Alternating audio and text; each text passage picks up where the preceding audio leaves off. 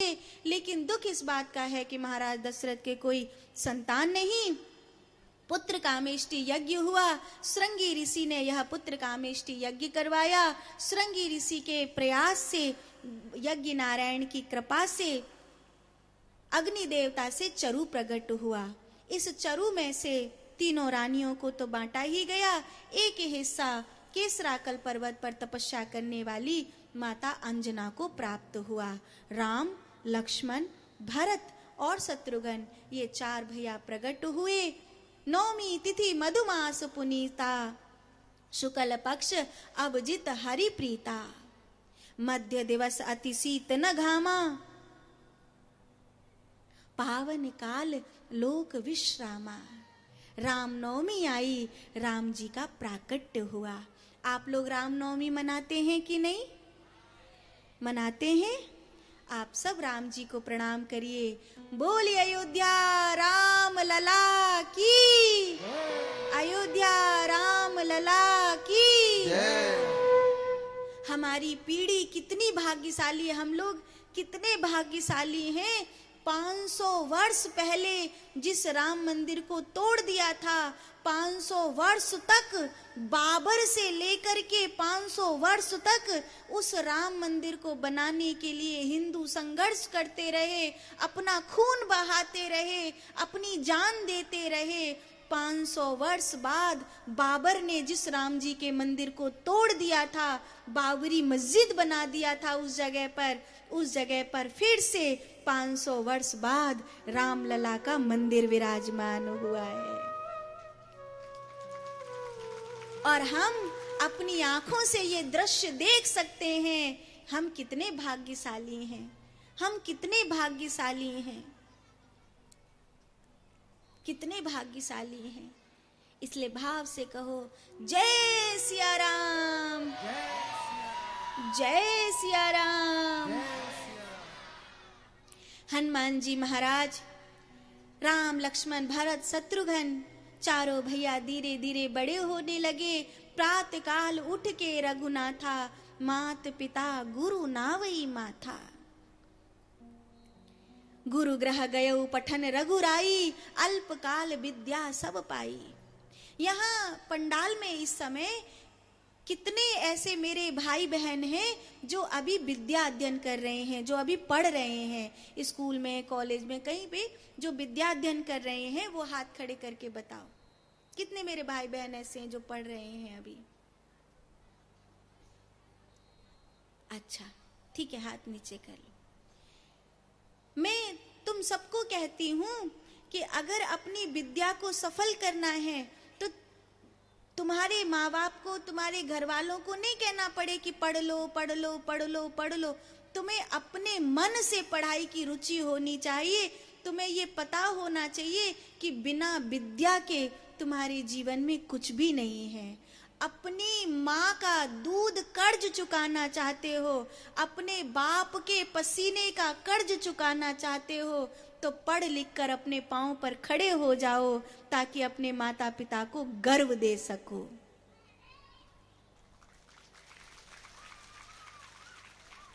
बुझ तो पा रहे हैं? हाँ? राम जी विश्वामित्र जी के साथ गए, ताड़का का वध किया, मारीच को मारा, सुबाहु को सागर पार फेंका, यज्ञ पूरा करवाया विश्वामित्र जी का, धर्म की स्थापना करी। गांव गांव, नगर नगर, वन की भूमि पर राम जी विचरण करने लगे। गंगा मैया को प्रणाम करके राम जी जनकपुर में आए हैं।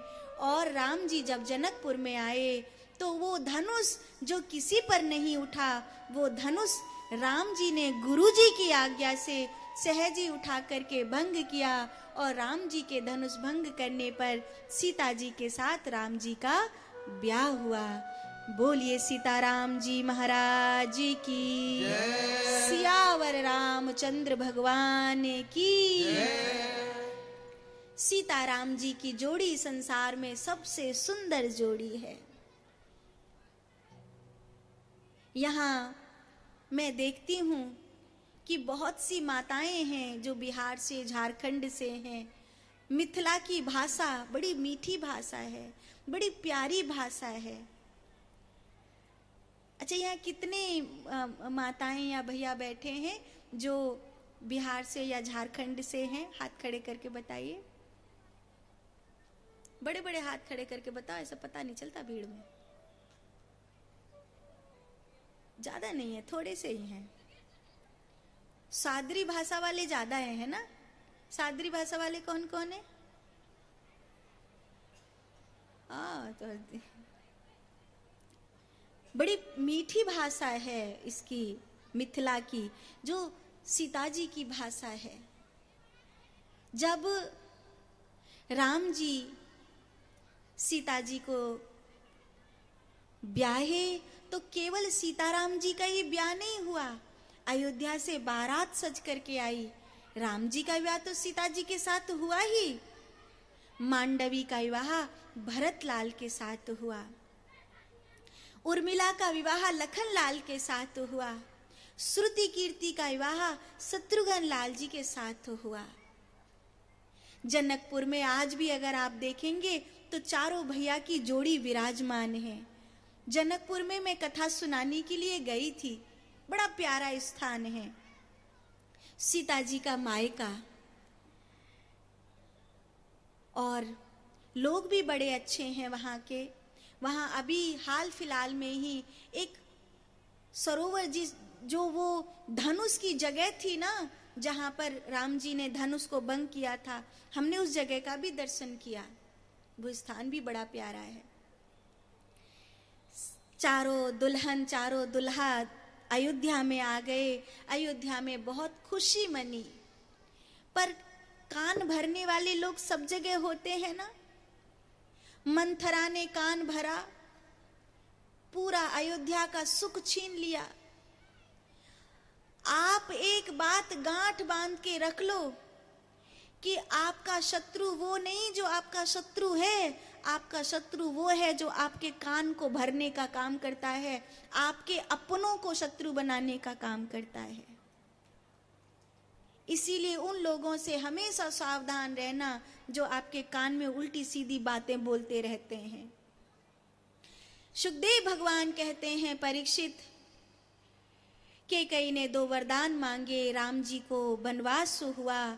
14 बरस के वनवास पर राम, लक्ष्मण और सीता जी चले गए। दक्षिण की ओर बढ़ते हुए निषाद राजगुह से भेंट हुई। केवट की नैया में बैठे प्रभु भरद्वाज मुनि के आश्रम पर आए। चित्रकूट में 11 वर्ष 6 महीने 27 दिनों तक वास किया। अत्रि मुनि से मिले। माता अनुसुईया ने सीता जी को कभी न मैले होने वाले वस्त्र दिए और सदा राम जी के हाथों में पहुंच जाएंगे, चाहे वो कहीं भी गिर जाएं, ऐसे आभूषण दिए। धीरज धर्म मित्र अरु नारी, आपत्काल परखिए चारी, ऐसे उपदेश दिए। यहाँ से राम जी आगे चले, सर्वंग का उद्धार किया। सुतीक्ष्ण जी से मिले, अगस्त मुनि के आश्रम पर आए, पंचवटी पर पहुंचे।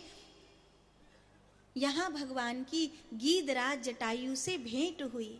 जटायु को पिता की तरह सम्मान देते हैं भगवान, जबकि गीध अधम खग आमिष भोगी, गति दीनी जो जाचत जोगी। राम जी जैसा प्यारा कौन होगा।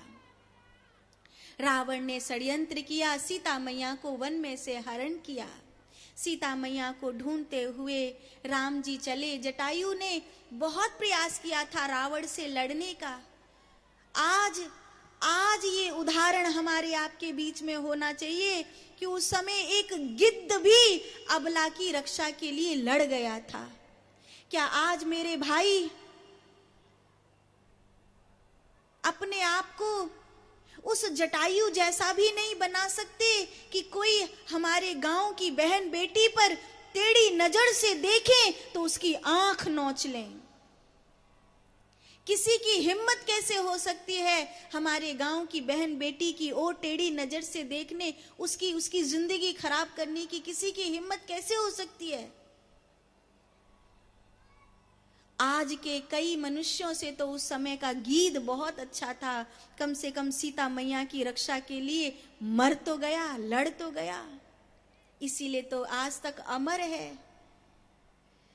जटायु की धूर जटाओं से झारी, भगवान ने कितनी कृपा करी। कबंध का उद्धार करके प्रभु सबरी की कुटिया पर पहुंचे। सबरी को भगवान ने नवधा भक्ति का उपदेश दिया। सबरी के चखे हुए झूठे बेर खाए। सबरी भगवान का इंतजार करती करती बूढ़ी हो गई थी। मेरे घर राम आएंगे, मेरे घर राम आएंगे, मेरे गुरु ने कहा है मेरे घर राम आएंगे। गुरु की बात कभी झूठी नहीं होती, मेरे घर राम आएंगे। और आज उसका भरोसा सच हो गया। सबरी की कुटिया पर राम आ गए। हनुमान जी से भेंट हुई, सुग्रीव से मैत्री हुई, बाली का वध किया। हनुमान जी सागर पार करके गए, सीता मैया की सुध लेकर के आए, सागर पर पुल बांधा। पुल बांध करके राम जी की सेना पार हुई। खेच सरासन श्रवण विदु छाड़े सर एक देश, रघुनायक सायक चले मानो काल फणीस। राम जी ने रावण का अंत किया, राक्षसों का अंत किया, धर्म की स्थापना करी और राम राज्य स्थापित हुआ। राम राज्य बैठे त्रिलोका, हर्षित भयउ गयउ सब शोका। हम ये प्रार्थना करें कि हमारी जिंदगी में भी राम राज्य आवे, हमारी जिंदगी में भी आतंक का राज्य समाप्त हो, पाप का राज्य समाप्त हो, हमारे जीवन में भी राम राज्य आवे। ऐसी हम भाव दशा करें और भाव से कहें जय श्री राम, जय श्री राम, जय श्री राम।